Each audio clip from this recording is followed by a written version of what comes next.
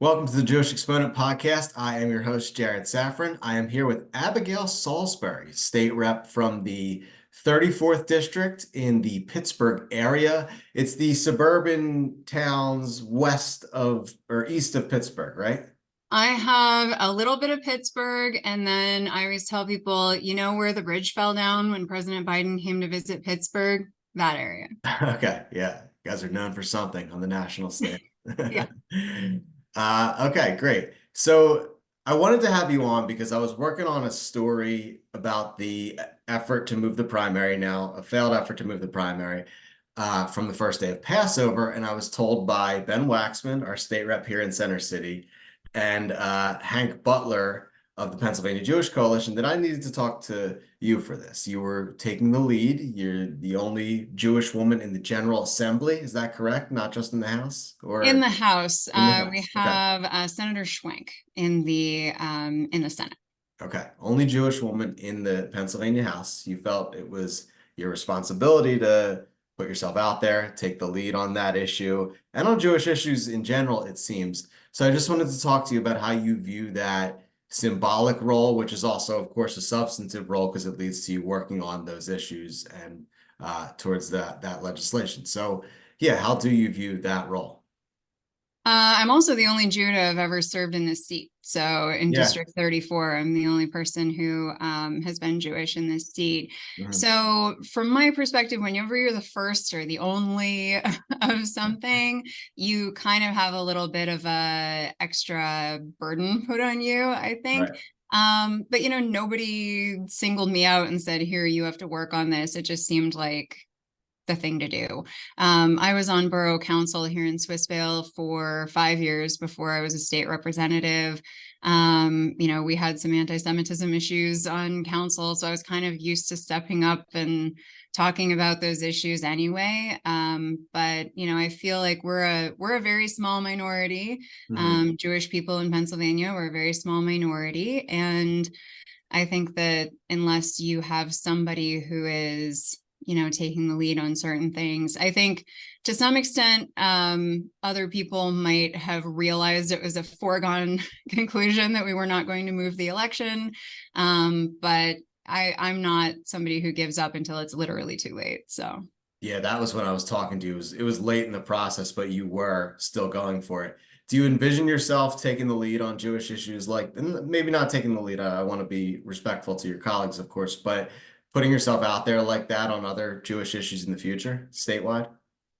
I mean, I probably will. I have a big mouth and I'm happy to to use it. So I anticipate probably continuing to do that.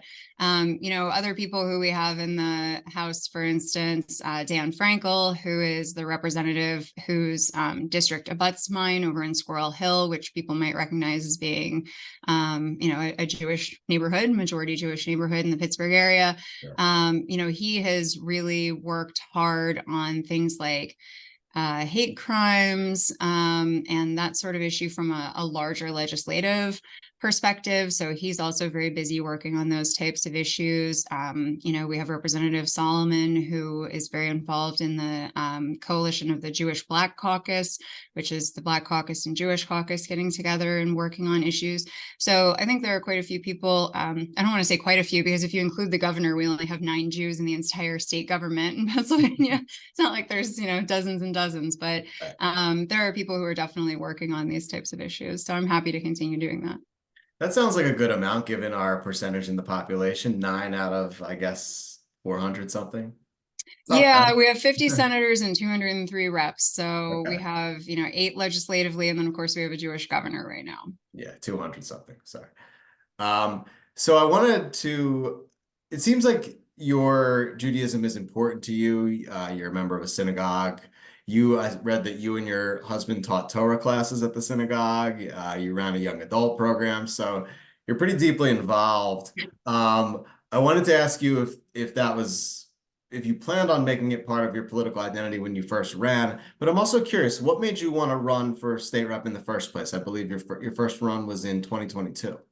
Yeah, I mean, I mentioned the fact that our bridge fell down. That's one of the big things. Our infrastructure in this area is just really I'll say decayed. Mhm. The majority of this district was built 100 or more years ago. My law office that I'm sitting in now in Swissvale was built in 1923. My house was built in 1923, so we're hitting 100 years. We have another bridge that's closed here in Swissvale that was built during World War I. When I was council president in 2020, our borough building collapsed. So the Swissvale Municipal Building fell down with people in it. Yeah.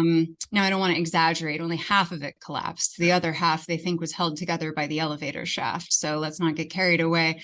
But we really have constant problems. We have retaining walls collapse, so we have landslides, we have sewers are caving in, so they cause the streets to collapse. People might remember seeing the downtown Pittsburgh photo of the bus going through the street.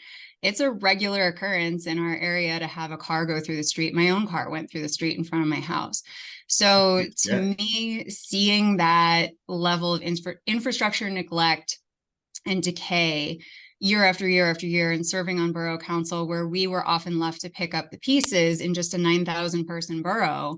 The Pennsylvania Utilities Commission handed over responsibility for that bridge to our little borough when it was owned by Norfolk Southern. And then to say nothing of the derailment and all of that sort of thing that happened in Ohio, posing a risk here. My law office is right across the street from the train tracks, actually. So if we had a derailment here, I'd be the first to go. So these types of issues, I just felt that needed to be addressed. And I didn't feel that they were being sufficiently addressed. So I felt like I needed to speak up. Mhm. I think I saw you were your own biggest donor to your campaign in 2022. Is that correct? I was. I'm not, a rich person. I'm a nonprofit attorney. I have a reduced rate law practice where I work with nonprofits and small businesses that otherwise might not have access to legal services. But my father always raised me that if you are going to complain about something, you better be doing something about it. And I found myself complaining. So There I you had to go. put my money where my mouth was, Yeah. literally. Better run for office, right? Yeah.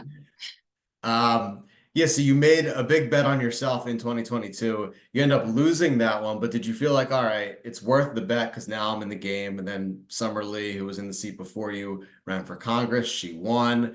You end up winning the special election this past February, and now you're in the seat. So you feel like the big bet was worth it.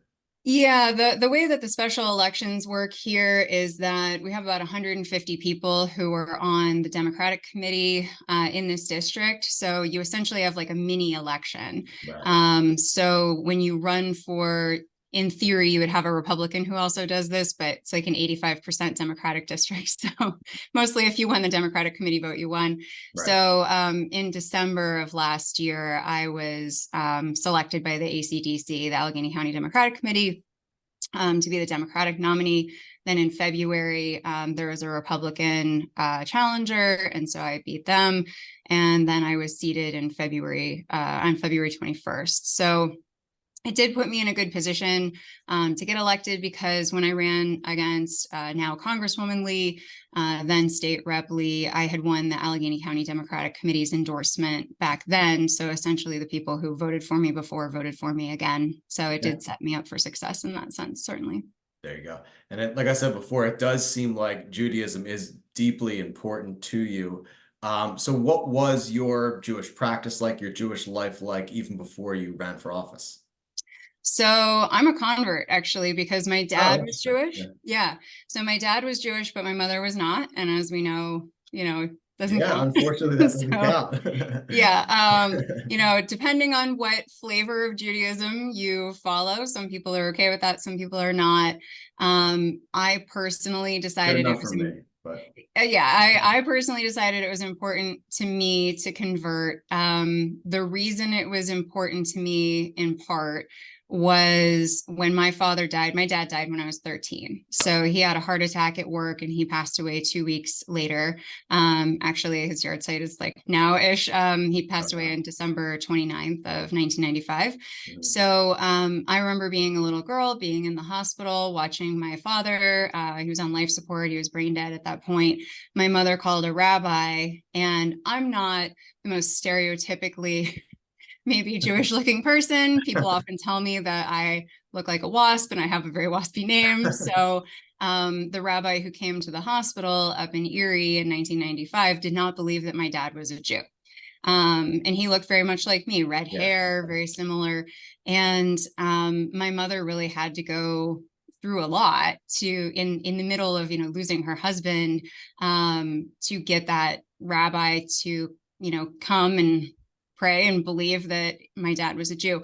Yeah. So I always said, when I become an adult, I want I want a piece of paper that says that I'm Jewish. Yeah. So to me, that was really important. So I went through the conversion process as an adult.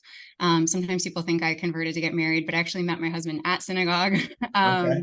We used to do a lunch and learn program it was mostly Jewish lawyers in the Pittsburgh area. So that's where I met my husband. Hmm.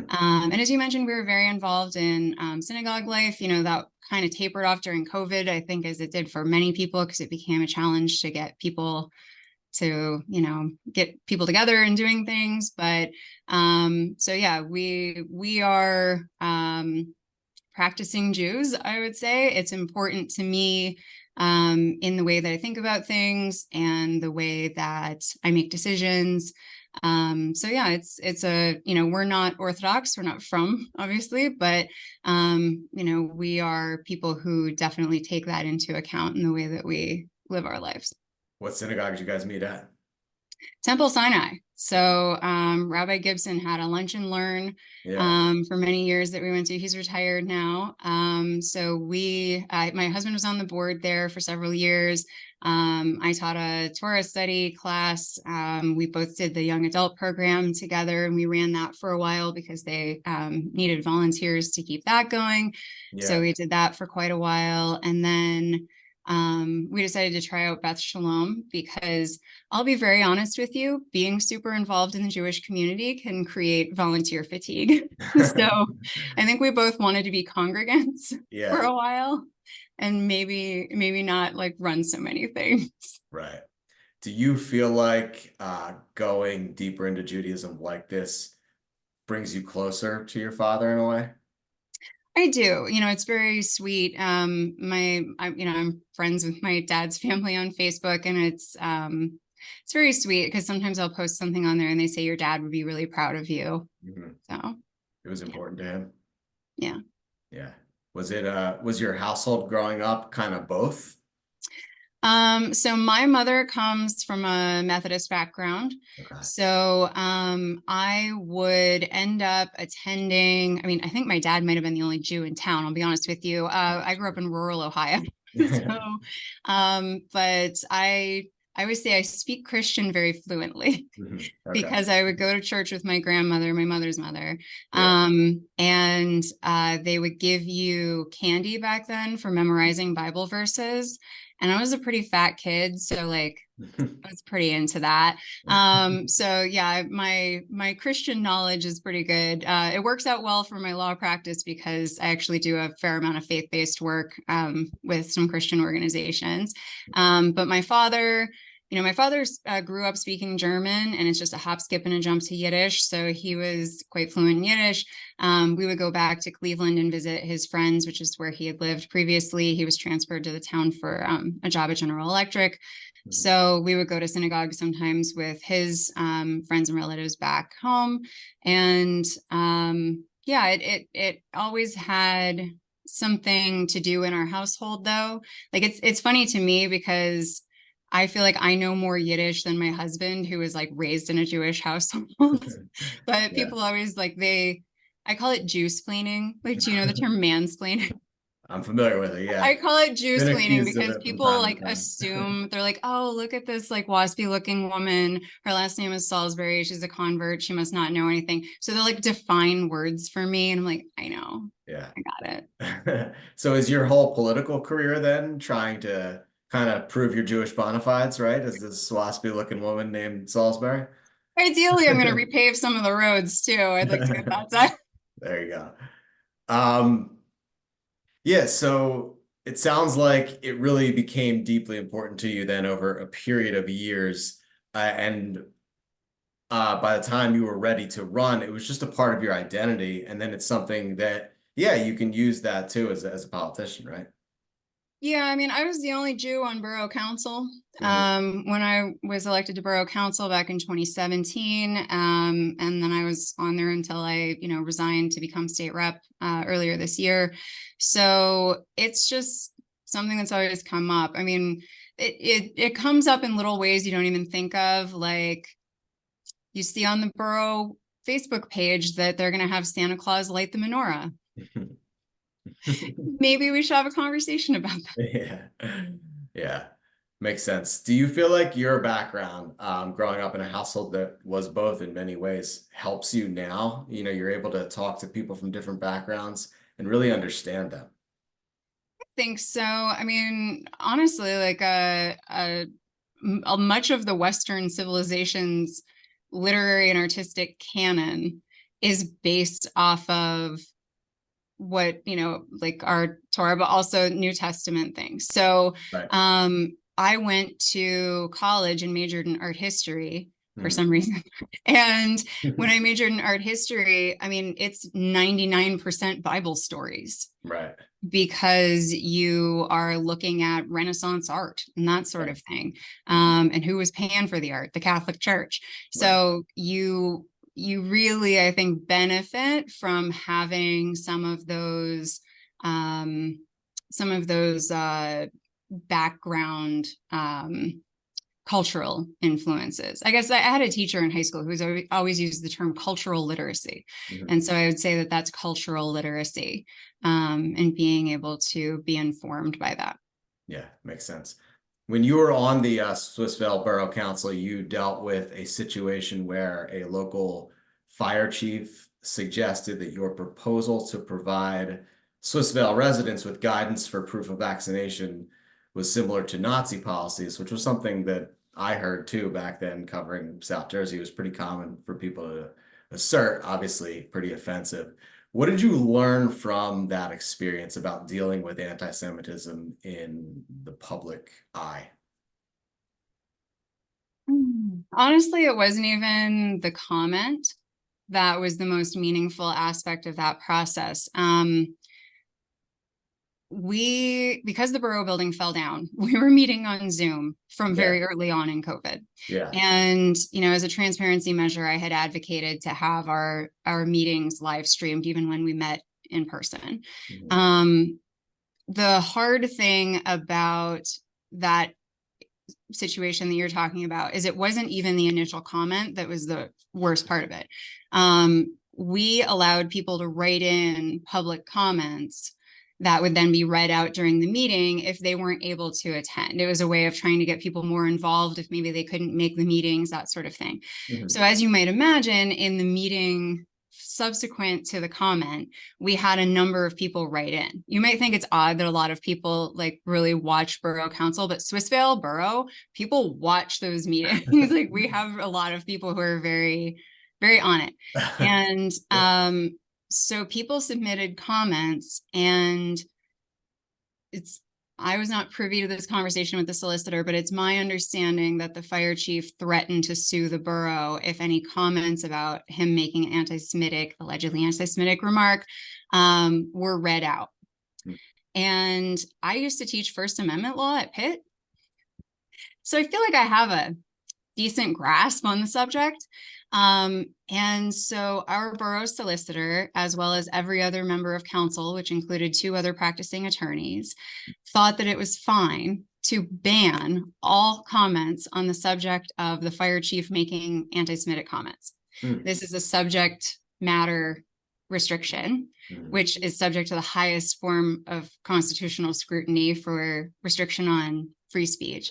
And I'm going to go ahead and say it's wildly illegal. Yeah, Wildly. yeah, This is still the policy today. Nobody's ever changed it. yeah, So every other public comment was read at yeah, that meeting, with the exception of the ones criticizing the fire chief. That escalated the issue even more, and the community became even angrier. And yeah, then subsequent meetings, they banned all written comments altogether so yeah, that there can be no future issue. yeah. Um, it was hard to sit there and say, there's 3 other lawyers sitting here. We all know this is unconstitutional. I understand the bar exam was a while ago for some of us, but we all know that this is wrong. And Yeah. they just did it anyway. And it was incredibly hurtful. Hmm. And it was also incredibly hurtful that people thought I was doing it to get attention for political reasons. Yeah. But I have had multiple situations in my life where I just sat there and watched people not care about Jews Yeah. blatantly and in front of me, the same people who would have expected me to support their fill in the blank group Right. for, something, and I would, Yeah. but didn't see any issue when it came to Jewish people. And it's very othering. It's a very lonely feeling. Mhm. What do you think it was that got you to take that step at that moment to put yourself out there? Redheaded rage. I don't know. I don't know. I just found it. I had spent several years teaching First Amendment law to undergrads at Pitt, Yeah. and I just couldn't believe that these other attorneys were sitting there and said that it was fine. Hmm. And it didn't go well for them in the media. I didn't even contact the media. It was other people in the community who contacted the media. Right. And what I wanted to be talking about that week was the electric vehicle chargers that I had gotten for free for the borough. Oh, wow. But Yeah. what we were talking about instead was anti-Semitism. And, the Anti-Defamation League sent somebody to document it. It was a fairly intensive situation. So I was contacted by some people who were running for borough council this year in the municipal election. Mhm. And before I endorse anybody ever, my question is always, tell me what you think about the Holocaust. Because we've had people try to get on borough council who didn't believe the Holocaust happened. Oh boy. So it sounds like a silly question, but I Yeah. always ask that. And I asked people if they would be willing to change the policy on commenting. So I endorsed people who said that they would try to make that change. So I'm keen to see in January if that is able to happen. So public comment is, of course, still allowed, because if you didn't allow public comment, that would really be a legal issue. But it just is not allowed via the Zoom from a remote location. Yeah, so you can't submit a written public comment. It used to Yeah. be that you could submit a written public comment and it was read out Yeah. because they initially banned any written comments on the subject of anti-Semitism. Yeah. Okay. And then to cover up the tracks, they banned all written comments altogether. Mhm. So and he got and exceeds expectations on his annual review. Oh, wow. Yeah. So some anti-Semitic incidents are official like that. Mhm. They might even get the ADL to come in. A lot of others, as you've learned that I read about, are much more casual, like saying you should have no trouble fundraising because you're Jewish and Jews are rich, Yep. or someone suggesting, this one's kind of funny, that observant Jews have sex through a hole in the sheet. Those are just some of the things you've heard. I'm sure you've heard some other crazy stuff from Yep. people, right? While you're running. Yeah, I mean, I get it now. Like I'm up for re-election in April, even though I just ran, but I run for this office every year. So I'm up for re-election now, and I've heard that same comment that, oh, you're rich because you're Jewish, and everybody is a rich Jew, so like fundraising will be easy for you. Like it gets a little tired. Actually, I sat down with the executive director of the Aleph Institute, and we were having a conversation about food insecurity in the Jewish community because I don't know if you've seen those studies, but the greater your observance is, the more likely you are to live in poverty. Oh, interesting. So like the ultra Orthodox are the most likely to live in poverty, and then Reform Jews are the most likely to be, more affluent. Mhm. So there's sort of a like sliding scale, whereas as your observance level goes up, your income goes down. And there are people who really rely on 412 food rescue deliveries, which are, picked up from around the area to provide people with food when they're food insecure.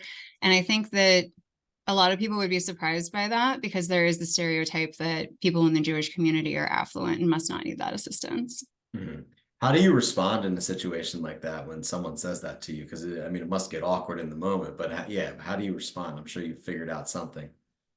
Um, Sometimes honestly, I don't have anything locked and loaded. Yeah, I've had people call my law practice and it's just me, like I'm a sole practitioner. you're right. So they were shocked that I answered the phone and I had somebody say, "Oh, but you people are good in business. You must have a lot of money to pay a secretary." I'm like, "Oh, okay." So sometimes I just don't really have anything to say, honestly. Yeah, But if it's somebody who I think will be receptive to it, I might try to educate them a little bit. But I mean, I have elected officials in my area who share memes full of disinformation, and I just leave it because I know that there's some people where you're never going to convince them. right.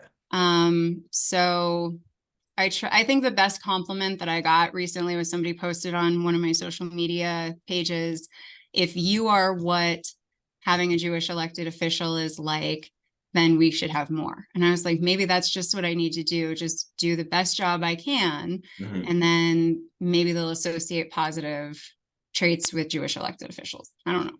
Yeah, it's interesting. We covered an event this past summer with Howie Roseman, the GM of the Eagles, and he said something similar. He said, "I think the best way that I can represent Judaism is to do my job really well and to represent myself really well in public, and hopefully that helps change people's perceptions of Jews who may have a negative perception." Yeah. You're obviously in an even more public role than he is, at least officially. And so it sounds like you have a similar approach to it, and that's how you change minds one day at a time, I guess.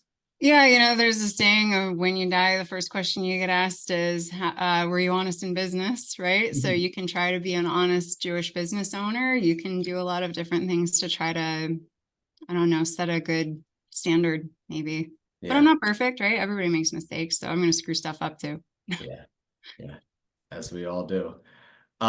So you replaced Summer Lee, as we talked about earlier.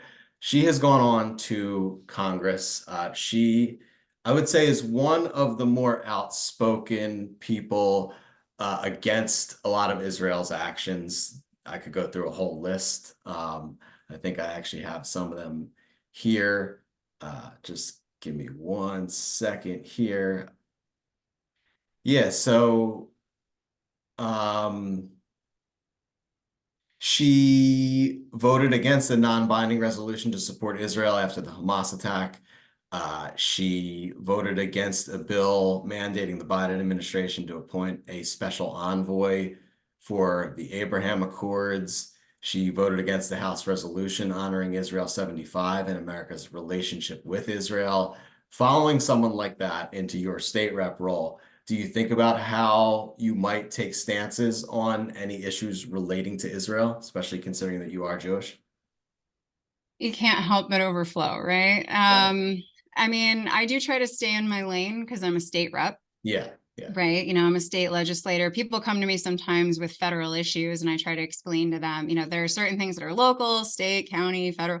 And so I do try to stay in my lane.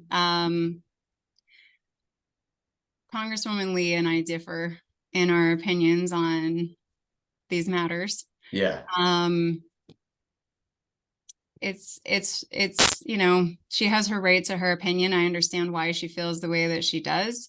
Mhm. She has the right to feel the way that she feels and to say the things that she says, but um, I do have a concern about safety of people in the area, because I think as we get to the primary, I don't want anything to boil over from social media into real life.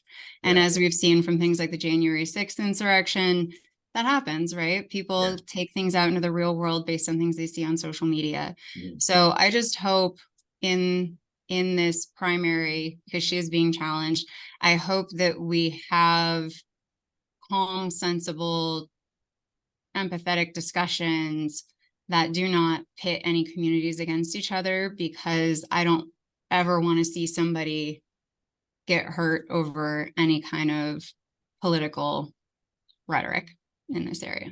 Yeah, makes sense. All right, last couple questions for you because we are running out of time. but you said in one of the articles about you that the Jewish, I think it was Pittsburgh Jewish Chronicle, I want to make sure I credit the right source, the Jewish concept of tikkun olam, each person doing their part to help correct the world, is a Jewish value that motivates you. So a lot of people do say tikkun olam, especially more liberal Jews. Are there any other Jewish values that motivate you that stand out? Oof. I think, like I mentioned about business ethics, I actually took classes in business ethics from a rabbi for a while, so I believe in that. I think there's always something that you can learn from the Rebbe. I have a master's degree in nonprofit management, and I actually wrote my admissions essay. You had to pick um, a nonprofit executive that you thought was inspiring and write about why you thought that was. And Yeah. so I thought that his outreach efforts and meeting people where they are, as opposed to expecting people to be perfect and helping people to do things, really was really is an inspiration. Mhm. I'm not, a Lubavitch person, but I think that there's always something that you can take away from that.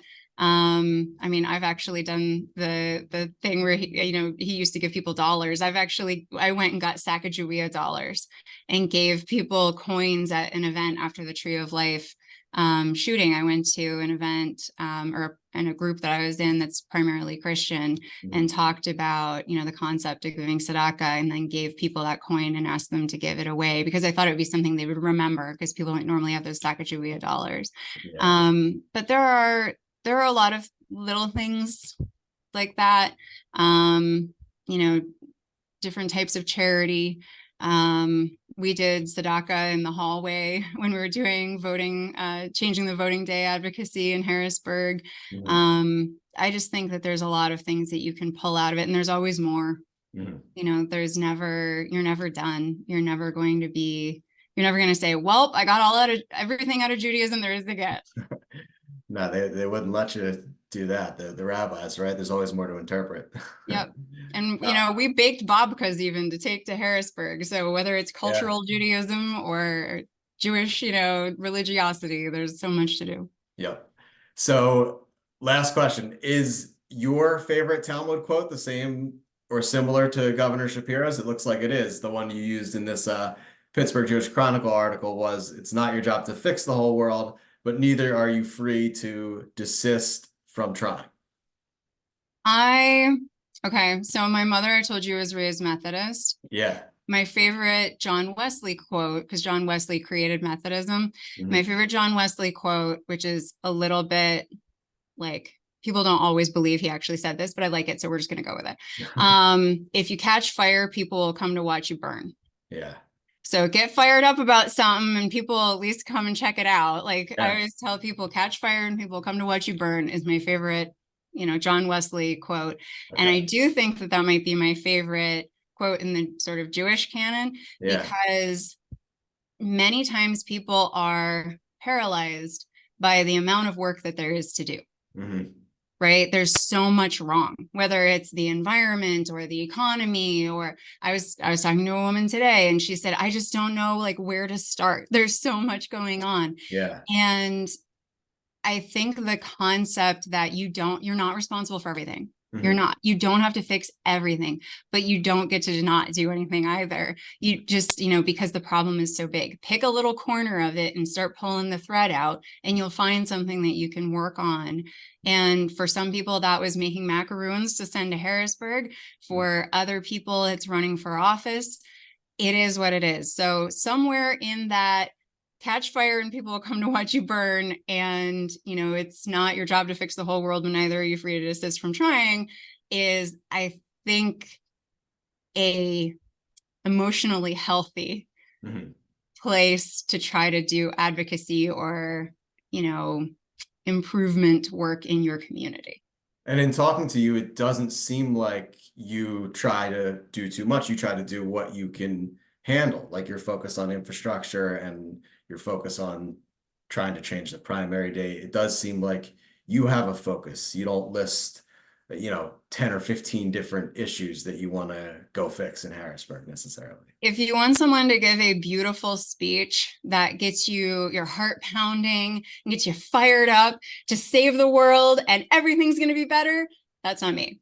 If you want somebody to sit down and help you find a grant to repave the streets in your borough or rebuild the borough building after it falls down or fix sewers, I got you. I think that's what people are looking for in politics today. Abigail Salisbury, thank you. Appreciate it. Thank you very much.